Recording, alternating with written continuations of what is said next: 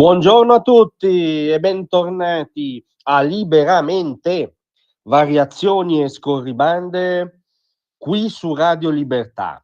Allora stamattina c'è una notizia clamorosa, bellissima, che richiederebbe per essere raccontata in modo adeguato un Tom Wolfe, un sezionatore delle ipocrisie, delle moine, delle maine radical chic, perché è una notizia che veramente aggiorna lo stupidario politicamente corretto, squaderna il cortocircuito definitivo di quella pseudocultura folle, anzitutto autolesionista, nota come woke.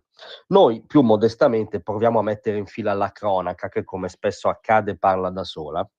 La notizia è la seguente: a bordo della mitologica flottiglia, incredibilmente contro ogni pronostico, chi l'avrebbe mai detto, gli attivisti islamici e o islamisti non vedono di buon occhio, anzi vorrebbero francamente cacciare gli attivisti LGBT che sono a bordo della medesima flottiglia. Incredibile, perché diciamo che la cultura islamica e il mondo islamista hanno una tradizione consolidata di tolleranza rispetto alle istanze LGBT, ma a bordo della flottiglia è scoppiata questa spaccatura tra islamici e appunto attivisti LGBT o queer, a seconda delle cronache, perché voi sapete che ci sono mai 1000 termini per 1000 sfumature di genere diverse. La sostanza non cambia, la sostanza l'ha raccontata Le Courrier de l'Atlas, testata francese specializzata nel Nord Africa,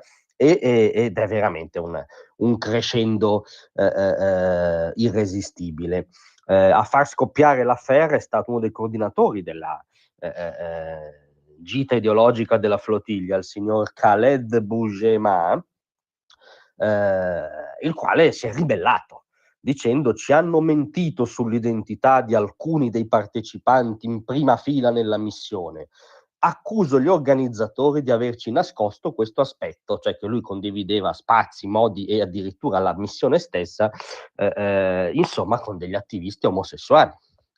In particolare lo scandalo sarebbe la presenza di tal Saif Ayadi, che rivendica espressamente il proprio ruolo di attivista queer.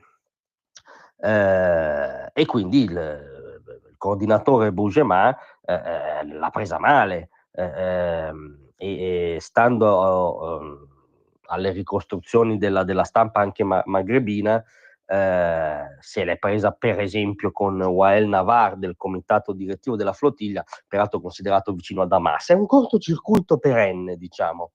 C'è anche un'altra attivista, sempre stando alla testata francese, tal Mariem Meftah, che ha rincarato la dose. L'orientamento sessuale di ognuno è una questione privata, ma essere un attivista queer significa toccare i valori della società, intraprendere una strada che rischia di mettere i miei figli in una situazione che rifiutiamo. Qui come la mettiamo? E ancora, non perdonerò chi ci ha messo in questa situazione. Dovremo parlarne, perché ad alcuni piace oltrepassare una linea rossa, o l'hanno già oltrepassata. Cioè è una linea rossa per questa signora, non vuole omosessuali tra i piedi. Ha intervenuto sulla questione anche un notissimo presentatore televisivo tunisino, Samis Selwafi, che ha chiarito le cose, insomma. La Palestina è prima di tutto la causa dei musulmani, e questa causa non può essere separata dalla sua dimensione spirituale e religiosa, alla faccia, no, dell'autodeterminazione laica dei popoli. No, dice questo presentatore televisivo, è una battaglia islamista quella per la Palestina. Cosa vi aspettate che pensi un musulmano quando sente gli slogan di questo movimento queer durante una missione lanciata in nome di una causa sacra e centrale? Non si può degradarla in questo modo.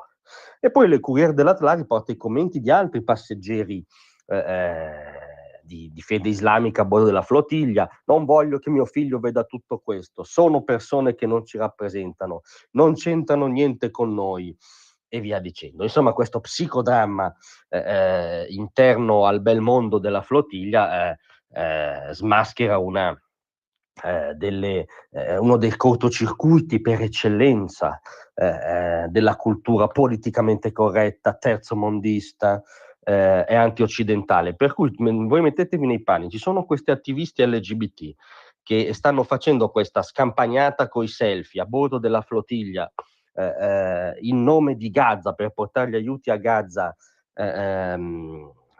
martellata dallo Stato degli ebrei, quindi sono in missione fianco a fianco con gente che non li vuole, che li considera insultanti rispetto a una causa sacra, pericolosi per i loro figli.